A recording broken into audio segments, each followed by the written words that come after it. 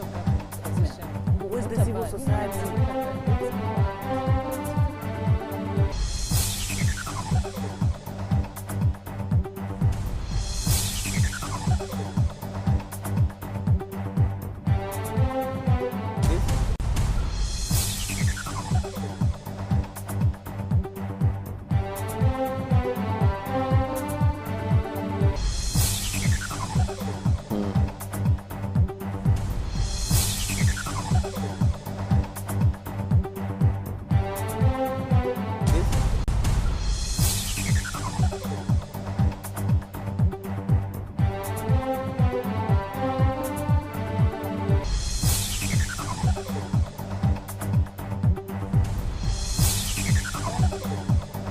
That's the issue. Yeah.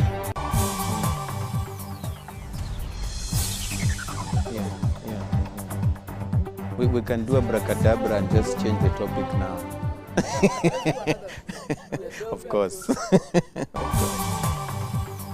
Yes.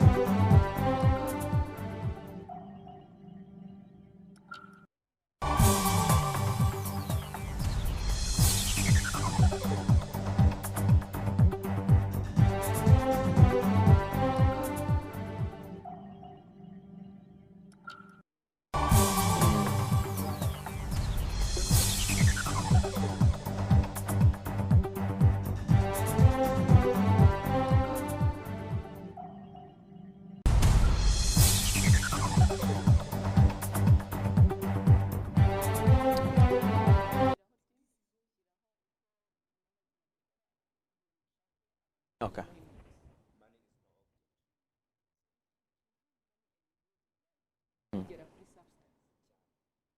Okay. So stand by. We're going on in just a few.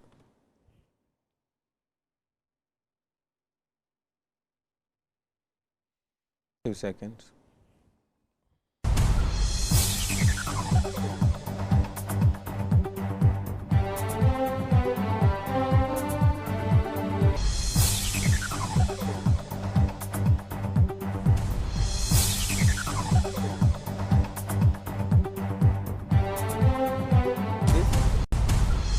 And welcome to Debate 4-on-1. Thank you so very much for making time for the program yet again.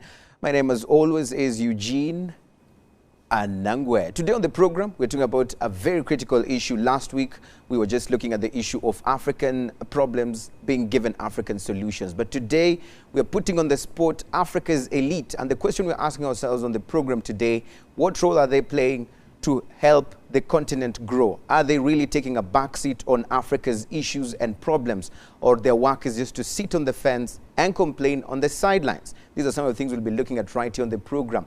Who best to help us understand this even more? Let me now introduce our panelists on the program. For the very first time on Debate 4-on-1, we're very honored to have you, Madam Louise Mushikiwabo, the Minister of Foreign Affairs. Welcome. Thank you so much for joining us. Of course, Shaka Kanuma is making another return on the program. Shaka of The Focus, thank you for joining us. Thank you for having me. On the other end, we have Thierry Gatete, a blogger and a human rights lawyer. Thank you for joining us once again. Thank you. Moses Gahigi, for the very first time on Debate 4-on-1. Thank you for joining us. Thank you for having me. Right. So this issue of the African elites, and of course, many people have had their own different definitions of what elite means and, of course, how they can put it into context. But we're looking at Africa's top cream, Africa's most educated, Africa's most richest, Africa's most informed, and their role in shaping Africa's growth and giving solutions to them. Let's start with you, Madam Mushikiwabo. In your opinion, do you feel that this group of people, creme de la creme of Africa, are they playing their role really to help Africa find its problems to solutions? Let me first of all say that you know, before we get to the African elite and the best exposed and best educated, we should not forget that Africa is not that small percentage of Africans who speak multiple languages, who've been all over the world or all over the continent. So we should take into account what role the African elite is playing. But there's a lot of wisdom in our villages. There's a lot of progressive, smart ideas coming from the ordinary Africans. If, like me, you travel across the continent, you would be amazed. Good things coming out of the most unexpected places. So that's one. Now to the point, do African elites actually support what Africa should be, which is, you know, the right and objective picture of the continent? Do they sit on the sidelines and point out to what's not working? Let me not generalize, but there is failure, to be very honest, with the African elites to contribute to that depiction of Africa, to get our hands dirty, and to fix some of these problems, unless we don't feel the responsibility. So most of the time, they end up just criticizing and not giving probably solutions to those particular problems. You know, the world is very dysfunctional in many ways, and you are in the media, so you know what I'm talking about. And of course, my views are very much informed by who I am, which is I am a Rwandese citizen. I am also perhaps one of those Africans who were educated away from the continent and stayed for so many years and came back home, and, you know, looking at all these sides. So when it comes to Rwanda, and I think this applies to Africa, the first question is, do we feel the responsibility to change what we think is not working? I think that's really the first question. Some people would say, my job is not to change my country. My job is to live my life, do my job, get paid, take care of my family, and, you know, when things are not working, you know, I'm free to say that. And that's the job of the government to fix things. Absolutely. Let's bring in Shaka Kanuma here, because the Honorable Minister says that to some large extent there's been a failure. Even the elite, those who feel that they know it all, those who feel that they have the best education, to pick and say, this is what we need to do for our continent, to change the image that is out there. Do you share the same thoughts? Well, I think I'm somewhere in between. There are those African elites who indeed haven't been way up there in being interactive, in being working with others to try to alleviate the appalling image and the appalling situations on the ground. But we also have to be fair. There are people who come in. These are people who have been educated. There are people who have been born in the diaspora, and they go to African countries, and the dysfunction that is there, the very inability to get anything done, the very idea that you'll try to get someone to do their job on time, to do their job without thinking of whose tribe you are coming from, what ethnic group you are coming from. People's minds are so entrenched with the wrong kind of thinking that even the most well-intentioned African elite might run into a brick wall of disappointment and frustration. Not to say that they should stop and throw up their hands and say, you know what, I am giving up on these Africans. But it's a very real problem. I'm very glad to say that Rwanda's mindset is already very advanced in the way of changing. And it's Rwanda as a country, whenever I leave this country and go visit some of our neighbors and see the level of dysfunction going on there, and I come back, I just become very thankful that the African elite here that is actually very involved in changing things, it comes right from the top. That's how we get things done in Rwanda. Now, when that attitude is not coming right from the top, when you don't have that support mechanism coming right from the top, you are going to run into a lot of frustration, and you risk very much, unless you have this kind of superhuman tolerance and superhuman patience, it's very possible to become that bad African elite who is going to be criticizing all the time instead of offering solutions. Gatete, your thoughts were that you just don't feel like, you know, the African elite, you don't support this. I mean, you feel like we need to have our own homegrown solutions in that particular matter. But the minister and of course Shaka here mentioned a very key thing, that of course it depends with country specific. And of course in Rwanda, for example, our elite, one who's on the top there, really does what he has to do, and he does it really well.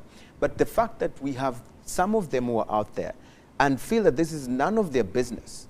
They went through what they went through to get where they are, and so they feel it's up to them to reward themselves. Whatever problems Africa is facing, it is not my job. We have a leader there. That's their job.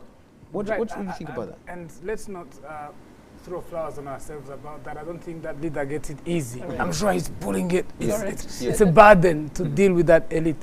But see, the African elite is what leads Africa. The elite, that's what leads the society. It's people that... by definition, elite means people with the influence and power. But being an elite, that's not the problem. It's being an elitist that is the problem. You know, African elite, to be an elite before you, it was all meant, defined from serving. The only reason you could be an elite, you would be an elite because your role was to serve your society. Your society would regard you as an elite for that, not to serve yourself, right? And so in African elite, you have those two categories. You have African elite who serve, and that's the small minority. And then you have African elitists who create environments where it all comes to themselves. Now, it's not a coincidence that African elite was educated in the West. And the West is a capitalistic concept. Margaret Thatcher once said there's no such thing as a society. There's an individual and the household and the family. It was a completely disingenuous regard of the world. But it was to emphasize the concept that it's all about me. And everything that most of African elite are people who did not strive to achieve it. They were born with it. If I said I was elite, it's because I went to school and so on. It's not necessarily because I did it. I was just born in a family that allowed me to go to school. And so what is their place in fixing some of the challenges we see in Africa? No, I think African elite need to be held accountable. Because if they are not held accountable, they tend to be elitists. They tend to create an environment that benefits them. When I wrote this, when I talked about this issue of diaspora, I got so much criticism. But I saw people who came to me and said, I worked hard, I earned my money, I earned the right to eat it the way I want. People come and tell you that. That's apparently an acceptable way of saying things, with no consideration of the environment in which you live. But this stems from the fact that they've been educated in a value system where money and so on that defines who you are. It's not how much useful you are to your society. It's how much strong and powerful and shiny you look. And so you're calling for control of this. I think this elite needs to be held accountable. Needs to be held accountable. Moses, you feel that those who are elite, those who have it, those who are very smart out there, they are being stopped from actually contributing to solving some of Africa's problems. Could you clarify that? How is this possible? Yeah, I think, in my opinion, Africa has intellectuals. Over the last centuries, we've been developing intellectuals. But I want to look at this issue from the perspective of politics, African politics. If you look at the structure of African politics, it's a structure which really does not, it locks out intellectualism, because African politics, if you're really honest about it, you see it's about self-preservation, my regime, how will it go on to the next level? So and politics, at a certain extent, has seen intellectuals as a threat to their continuity. So you see, in some societies, you can see that there are deliberate efforts to lock them out. To lock them out because they are party spoilers. They are really not going to, and they are really viewed in a negative manner. Like perspective. They're always, because when you look at politics, you will realize that they're always on the defensive. They're always trying to advance their agendas. The interest. Yes, and when the intellectuals come in, because the space of intellectualism is really critical engagement. they will definitely come in that space of critical engagement, which you feel reflection. politicians don't feel like Exactly, don't is feel what they comfortable want. with. Yeah. We have honored to have someone who sits in government, and when you say that they are seen as party spoilers, this is what he feels, that some governments have locked them out for reasons of advancing their interests, because they feel these intellectual people coming in with these ideas, they're just going to spoil our interests. Do you agree with that? Well, first of all, let me pick up on what Gatete just said, which I agree with, that we should not be throwing flowers at ourselves here in Rwanda, that we're doing better than many others in Africa. We're not. We're doing okay, but we could be doing much, much better. Look at this country. Look at the history of this country. Look at the misunderstandings about this country. In not just in the world, but also on the continent. The very difficult choices this country had to make, misinterpreted. The story of this country, largely unwritten. So where are we? Where is the Rwandan elite? So there is quite a lot of work to do from our own country here in Rwanda. Now, on the very interesting political analysis by Moses. Yes. You know, first to say that there are objective, functional, good things happening in many countries in Africa. So Africa, yes, we share a lot, but we also have differences in the way we manage our countries. And the frustration for me, particularly with the communications background, is that when one African does something wrong, it's the whole continent. But that's also part of your job, you, the African media. I know so many exciting, fantastic things happening in many places on the continent. You look at a small country, a small island, basically no resources, like Cape Verde. How much do we know about Cape Verde? That is doing so well, that is well managed, that is an economy surviving basically on good governance and fish in the water, and that's about it. It's a fantastic story. Where is that story? Look at the vibrant dialogue, public dialogue in our neighborhood, Kenya. Young Kenyan entrepreneurs. You sit with them in a cafe or in a restaurant. It's very edifying. So let me say that we need to begin, and that's the job of the elite, but it's also the job of all of us, by saying, look, before you paint the whole continent with black paint, let's pick out the bright colors that also exist on the continent. And this is really critical, because if one African does something wrong, there are 100 Africans doing something right. So that balance has been lacking, and it is the job of those who are exposed, those who know different systems, those who have access to television like you and me, to actually say that. And tell that story. Then we can go to the substance. What's not working, what is working, what is hopeless, what can be changed. Now, on the very important politics of intellectuals in Africa, we all as citizens have a responsibility to be part of political systems that respond to the needs of our people, right? But I do agree also that those who are well-schooled and well-read and know so much are the ones who are going to be critical. I very much liked, there was a piece in the New Times here in Kigali a few days ago about the difference between critiquing and criticizing.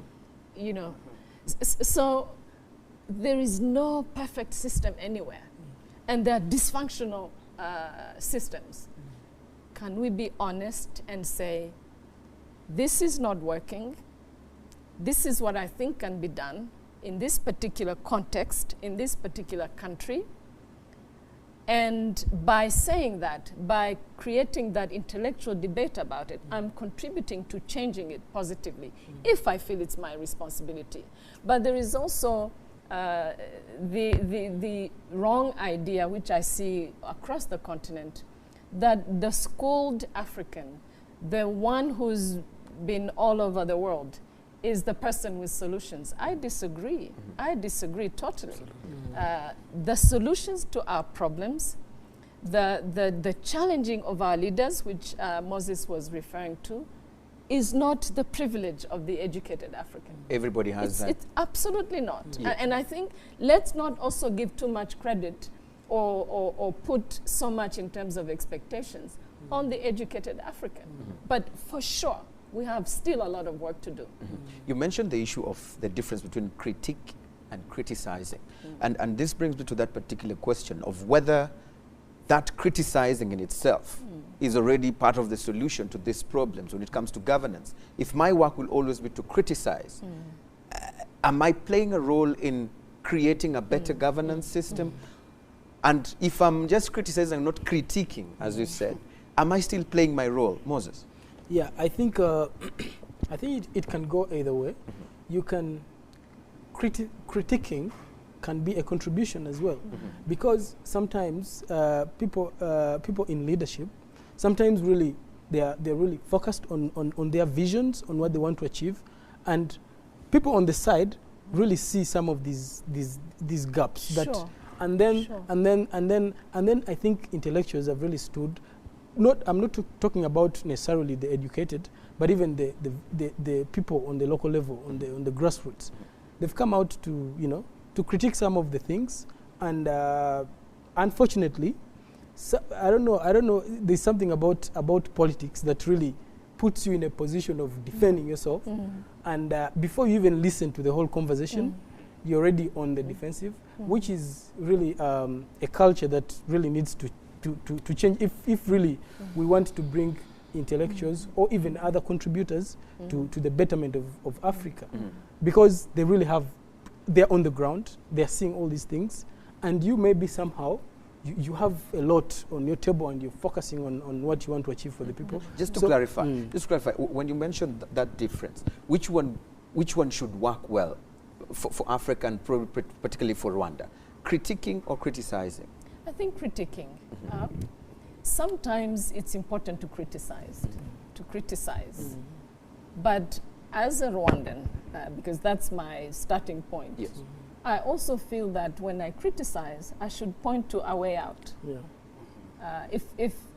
If my job is to just say this is not working and that is not working, and at least I should say, if I were in the place of this leader or this person, I would look also at this and that and that.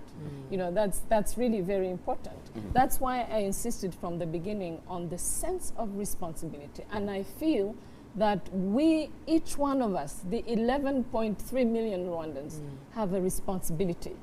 Some countries have a different trajectory. Some countries could use with no contribution from their elite or their media, but we are the product of our history, and we're the product of this, we're the sum total of the experience of this country, good and bad. So my particular point of view is that we cannot be indifferent, or we cannot just notice, we cannot just point to. We should go an extra step and say, this, I think, could be done in a certain way to make it work. But on the point of politicians and leaders being defensive, I think there is some truth to that. There is some truth to that. When dialogue is not there, when I don't value your views, even views that are against what I'm doing, then that's where the defensive comes from. But there is merit in listening, even when people are not saying anything particularly useful. As leaders, as public figures, we must listen, and I think that is part of what's been happening in this country. But I don't want to throw flowers on Maybe I this can country take as a particular country. We have some work to do. But I can say as part of the leadership of this country that we will pay attention to what you say, even when we don't like it. You just And listen that's to part, it. Particularly when you Yes, don't yes, like yes. it. Particularly when you don't like it. Let's bring Shaka here. But I think I will disagree a little bit with the minister, and I think we need to throw flowers on ourselves. But I'll explain. I'll throw the flowers not only on Rwanda, but on Botswana, on Ethiopia, on Cape Verde, as you mentioned, Mauritius, the countries that are doing things. Now, but when I was talking about how good we are doing, I was actually not putting it in the context of the elites. Now, if you are going to have an elite, and they are going to change the society, their success will be insofar as the context of that country. Now, if the top leadership has not put in place the enabling environment for the elite to contribute towards that change, if the top leadership is being infested by tribalism and all the negative traits that define most of the continent, then you are going to have problems. You are not going to have an elite that's going to meaningfully contribute, and you are going to have an elite that becomes quickly jaded, cynical, and joining joining the indifference and eating and so on and so forth. So in that context, I think we've been doing good. Of course, we can talk about Ethiopia with the advances it's making. We can talk about Botswana with the very fact that they don't allow their resources to be exploited by any multinational. They will be making sure that things are working for their people. And that comes very much from the elite. I have to agree, though, with the minister. The solutions are not going to come strictly from the top. They are not going to come strictly from the educated, the elite as we know them. By the way, I hope that when we are talking about the elite, we're not talking only about the people who've come from the diaspora or who've gone to school in foreign countries and come back with their degrees. I think we are talking about people who are professionals in their own country, who've gone to the local universities, who've acquired working experience, and so on and so forth. The lawyers and the journalists and so on, and those are the elite. And believe me, they are not going to work very well in any environment where the top is not doing very good. Super. We're going to take a very short break. Just hold that thought particularly, and when we come back, we move the conversation even forward. We're talking about the issues of those who are, bright enough, and of course, on top of the cream of the continent. If you talk about education, if you're talking about the job that you have, if you're talking about the money, if you're talking about the expertise, are you playing any role specifically to sort out the problems in your country specific, and of course the continent is large? And of course, this is what we're looking at in this particular program today. We're asking ourselves, have the elite in the continent, and of course even in your country where you are, have they taken a back seat on national issues, on continental issues? Do they contribute in saying this is the direction we need to take in fighting poverty? This is the direction we need to take in fighting corruption. This is the direction we need to take in fighting conflicts in our countries. These are the key issues that we're talking about right here on the program. Be part of the conversation. All you need to do is tweet at Debate411. You can use the hashtag Debate411, or you can tweet me directly at Eugene Anangwe. We're taking a very short break. We'll be right back after this.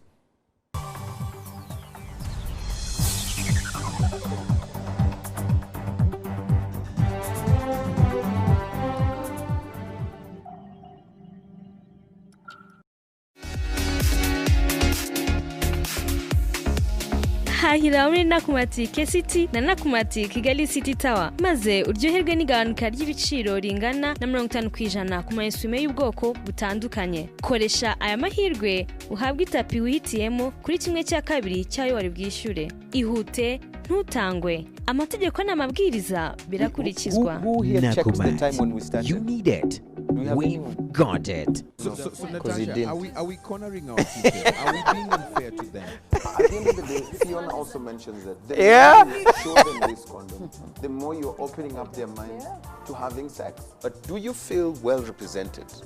Do you think the media issues are well taken to the table when it comes to advocacy? How do we convince them and say that we shut it down because you exceeded the limits? The word conservation looks just complicated, but how do we simplify this? What role do our schools play then? And the people around our children, what role can they play in order to avoid these children becoming a menace in the society? Yes. Caroline, you just want to sound moral, but you're just not accepting the reality on the ground. Well, I want to sound moral and encourage it and practice it.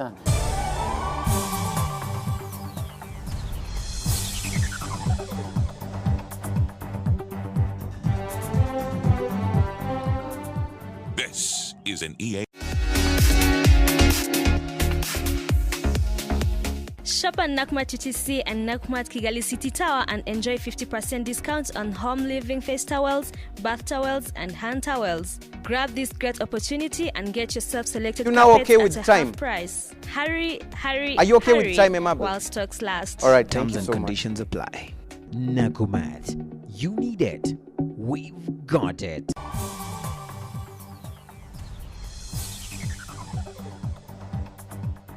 Okay, put the water down. Thank you. All right, we're going back. Thank you so much for still being with us right here on the program. It is called Debate 411. And of course, the hashtag to use is Debate 411. We're talking about the issue of the role of African elites in shaping the continent, and of course, even the individual countries. And let's now talk about the issues specific in the different countries that we already know of in terms of the challenges there and what role these people who are learned, those with the money, those with the influence, can play in solving those issues. We are honored here with the Minister of Foreign Affairs, Louise Mushikiwabo. Thank you for being on the program. Shaka Kanuma, and of course, Thierry Gatete and Moses of the East African. Now, let's now go specifically to the issues that probably all of us know about what affects different African countries without just painting the whole continent black and be specific. We have the issue of corruption, for example, where there's a debate even in Kenya on the level of corruption and all that. We have an issue of leadership as well. And in most cases, most people say we want leaders who are learned. We want leaders who are well knowledgeable, those who have gone to school, those who can influence change and all that. But most of the time, the elite, those ones who we are talking about, are the ones who are voting on Twitter. They're the ones who are voting on Facebook. But when elections come, these people don't take part in these elections. It is the Batureges who go there and pick these leaders. So how can we convince these people and ensure that they take the central role in developing their individual countries and the continent alike?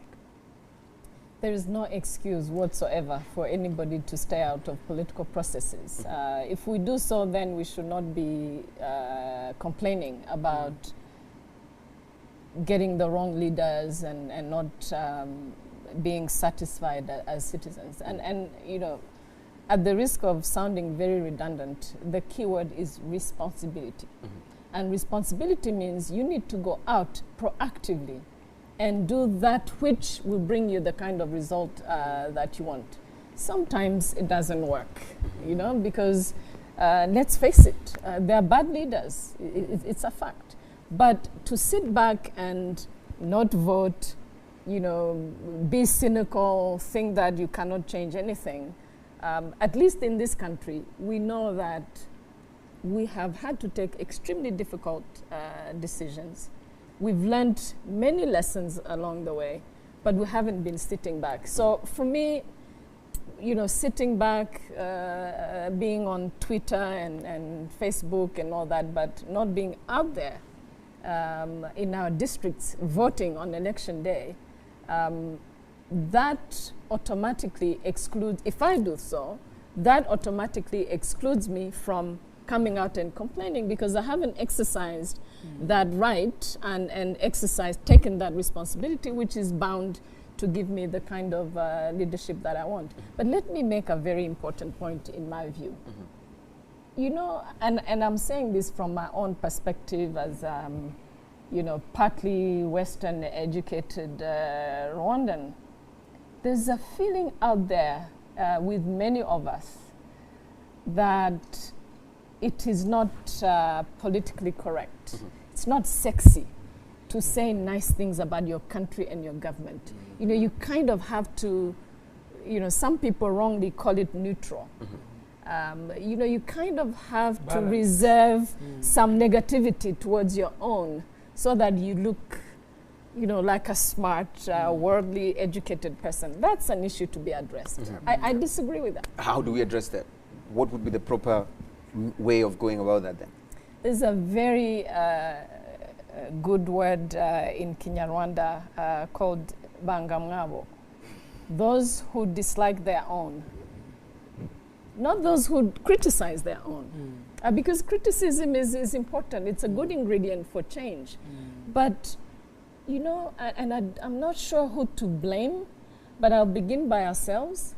I will also blame the systems that we evolve in away from our countries, where it's partly is the education, which relegates Africa to a certain level. That's just a fact. It's the television channels we watch, where most Africans we see are dirty kids in a swamp with protruding bellies and flies all over their faces. It's the idea that African leaders are brutal and they're corrupt. I'm going the extreme of the extreme, but that is part of the reality we face as a continent being depicted a certain way.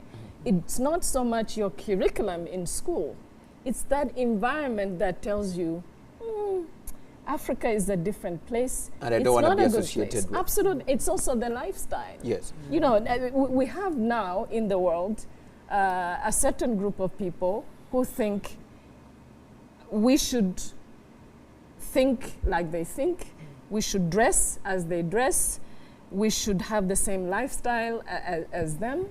What kind of world is this? Diversity is what makes the world interesting. But that particular depiction of Africa is something we need to be resolute about and say, look, corruption is not an African word. Yes, there is corruption, and this is where it is. It's not the whole continent. It's there, and it needs to be fought objectively. But I can point to many non-African leaders who are extremely corrupt. I can point to companies in the West that are seriously corrupt. I can even point to countries that have laundered, that have cleaned up and legalized corruption. So it's this balance. I'm not claiming a clean,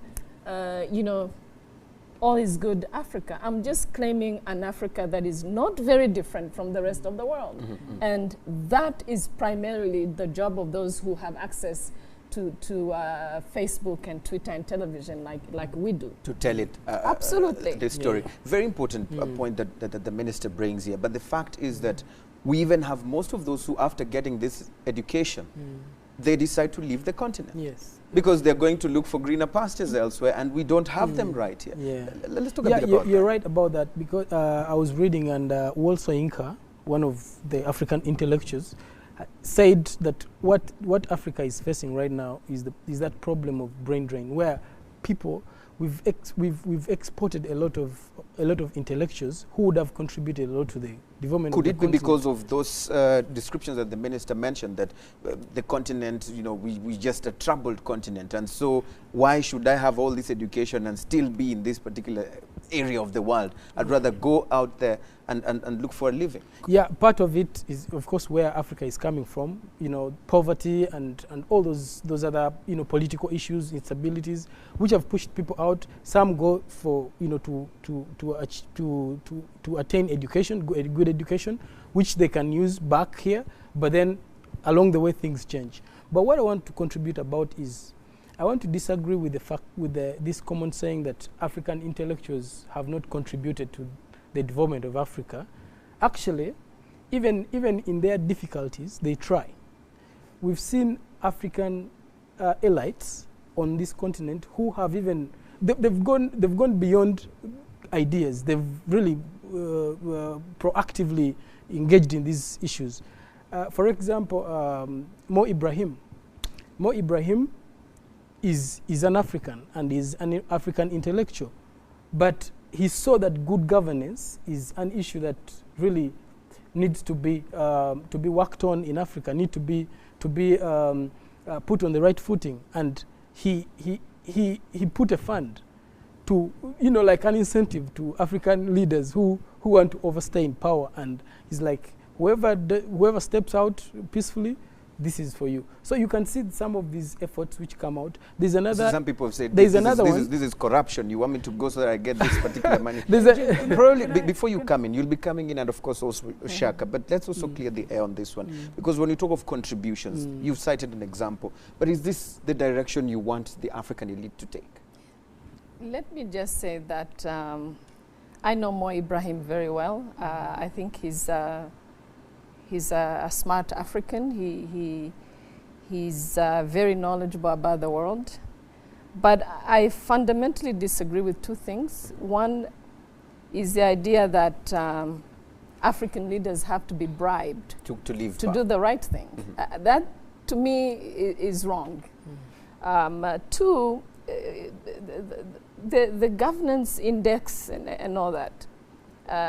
You know, we've been observing indices and, you know, classifying countries and all that. There's a lot of politics behind that, which I don't want to get into now. But for me, the idea that, you know, I, as an enlightened African who is watching my continent, I am going to put money aside, so I bribe these otherwise corrupt leaders to actually do the right thing. You know, we should be doing the right thing for us. We should not be doing the right thing to get $5 million.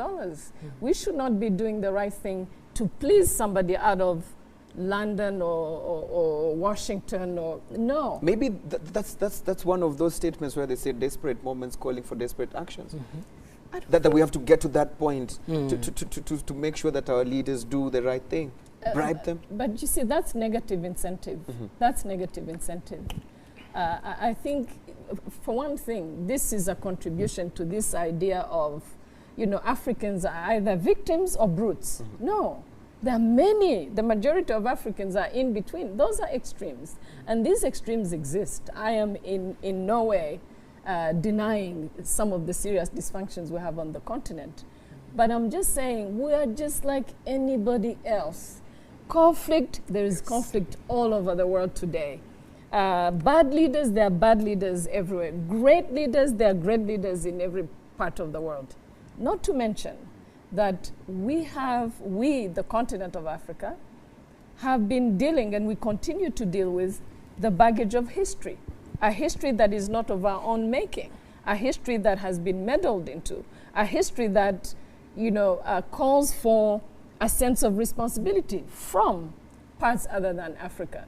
So I'm just saying, Africa is not some strange beast that came from, you know, some strange planet. We are a continent, one, with a difficult history that has been contributed to by all these other countries that have never taken responsibility for the consequences of that history. We have excellent people. We have problems. But where is there no problem in the world today? That said, because I'm African and because primarily I want my continent to do well and to do better than many others, I also recognize that we have serious challenges, we have dysfunctions, and we're not doing the right thing necessarily. But for me, it's just a question of we're not different. Yes. We have the same issues that others have. We haven't been good at resolving some of these issues. But, you know, let's not forget the little meddling that it's always, you know, under the rug somewhere on the continent. We take responsibility, but others should also take responsibility for what's happening on the continent today. Gatete, so the sad reality is that, you know, even with the good that we have, mostly the bad is what is overshadowing the good that we have in the continent. And the role of the elite, those who are informed from the continent, is to actually clear the air on these issues, and we are not doing that. Just let me come back to the idea that intellectuals and educated.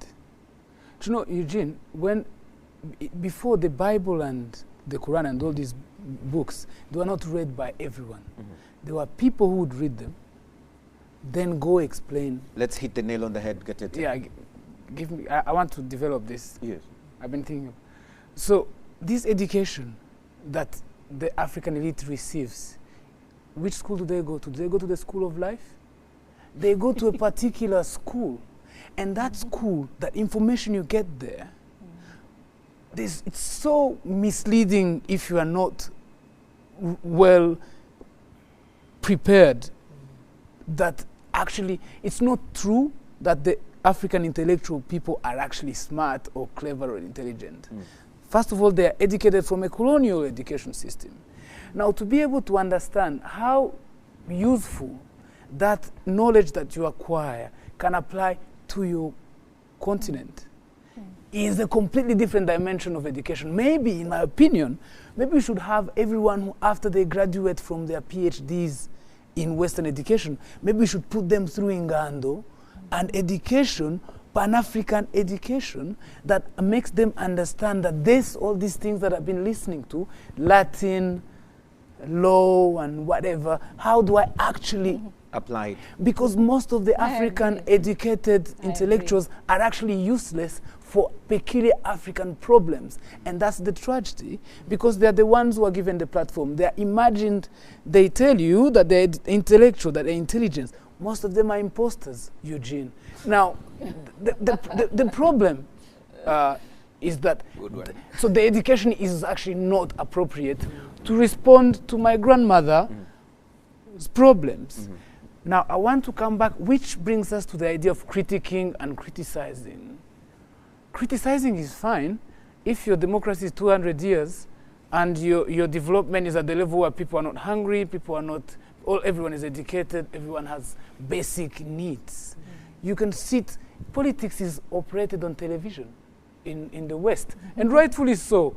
I mean, on the understanding that everyone has a television and electricity to watch that television. Now, if you do politics on the television, for someone who hasn't actually eaten, he won't even watch it. So the only reason people criticize is because they haven't understood, actually, why am I doing even this?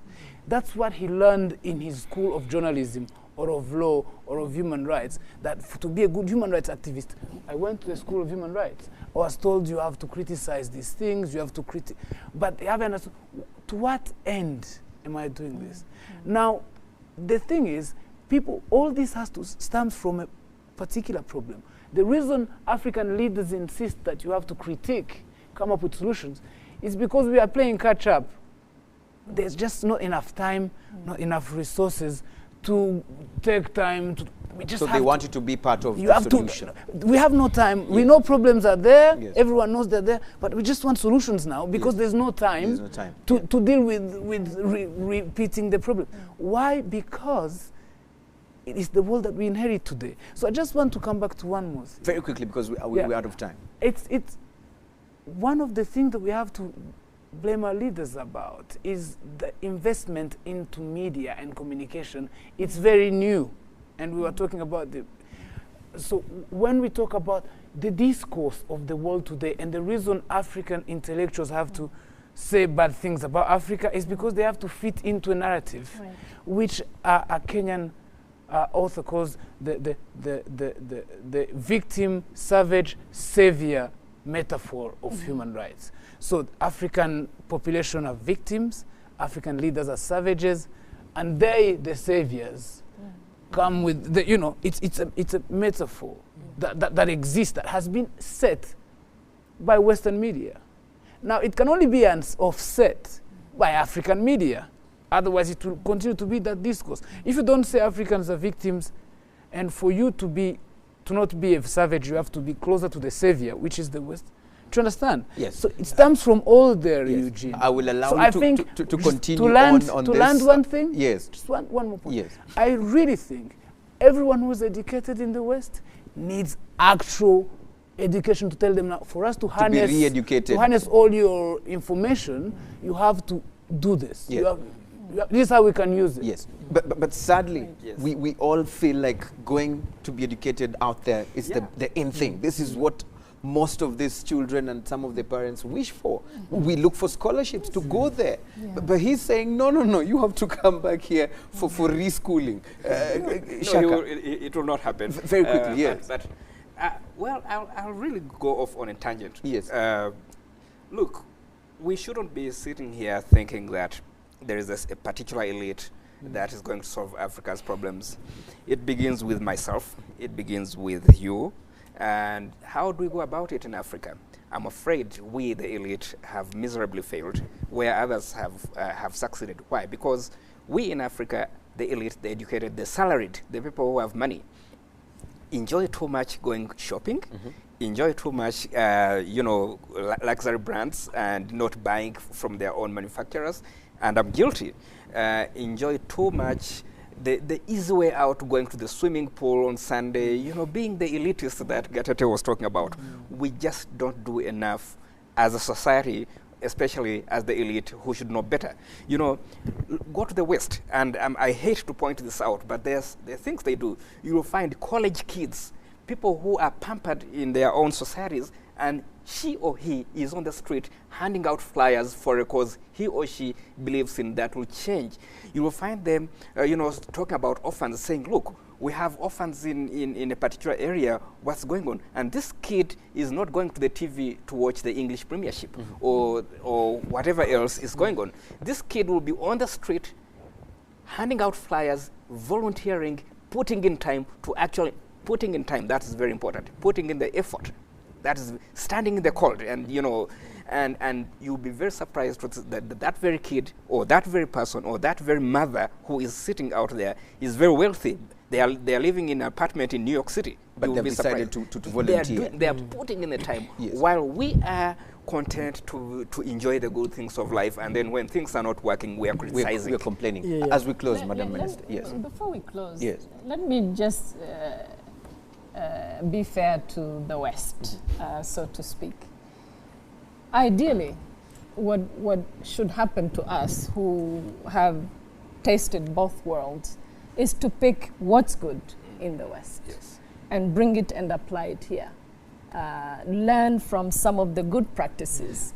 Learn from just the enrichment we get from contact with other cultures and civilizations. So the idea is not to reject just because it's the West. There are many. I have received a very good education in the United States of America.